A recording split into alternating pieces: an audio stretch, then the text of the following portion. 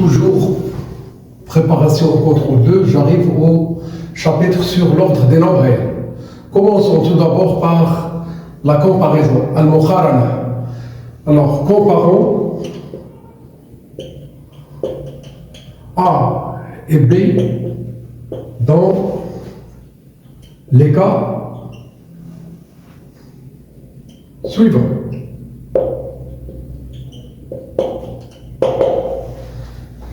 Le A égale B égale. Deuxièmement, A égale B égale. Troisièmement, A égale et B égale. Quatrièmement, A est égal à B moins racine carrée de 17. Cinquièmement, A est égal à B plus racine carrée de 2. Je choisis ici moins 3 quarts, moins 7 cinquièmes. 13 septièmes, 21 treizièmes. 2 racines carrées de 7, 3 racines carrées de 5. Alors, pour A égale et B égale, je choisis que on a deux nombres négatifs. Si l'un est positif, l'autre est négatif, il n'y a pas du tout de calcul à faire. Le positif il est plus gros que le négatif. Alors le A moins B. Je note moins 3 quarts. Et je note entre parenthèses moins 7 cinquièmes. On garde le moins 3 quarts. Moins ça donne plus 7 cinquièmes. Cherchons à les rendre au même dénominateur 20. Le moins 3 fois ce nombre, ça donne moins 15. Et le 7 fois 4, ça donne 28. Comme vous le voyez, le résultat c'est 13 sur 20. On a le nombre 13 sur 20. Il est bien supérieur ou égal à 0.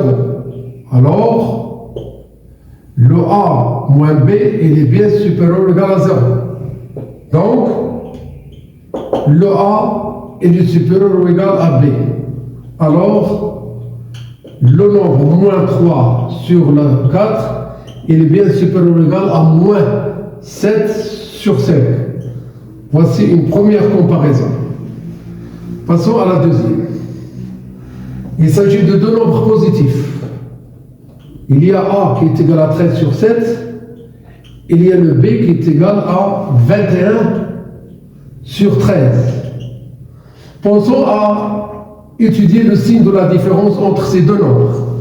On note A moins B est égal. Le 13 sur 7 moins le 21 sur 13. Je continue. Le A moins B est égal. Le dénominateur commun, c'est le produit de 13 et de 7.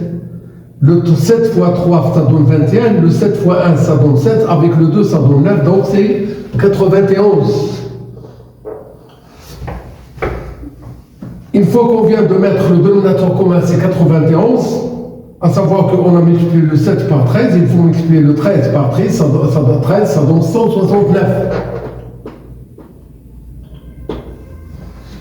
Et on a multiplié le 13 par 7 pour avoir le dénominateur commun 91. Donc il faut bien multiplier le 21 par 7, ça donne 147. Le A moins B donne un nombre positif.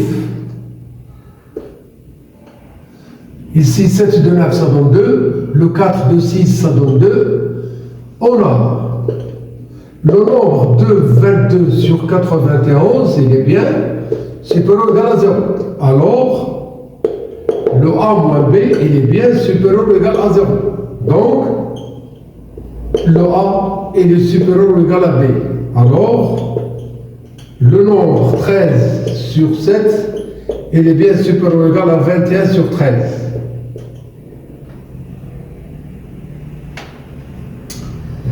Attention à ce qu'on va faire maintenant. Le A il est égal, c'est un nombre irrationnel. le B est égal, c'est un nombre irrationnel. On ne va pas du tout procéder de la même façon, à savoir qu'on va faire la différence. Ça ne donne rien. Il faut penser à comparer les carrés. Alors on va faire A carré est égal 2 racines carrées de 7 au carré, qui nous donne le 4 fois 7, qui donne le 28. Et le B carré, c'est le 3 racines carrées de 5 au carré. Le carré de 3, c'est 9. Le carré de la racine carrée de 5, c'est 5. Eh bien, on obtient 45. Comme vous pouvez le constater, le 28, il est inférieur ou égal à 45.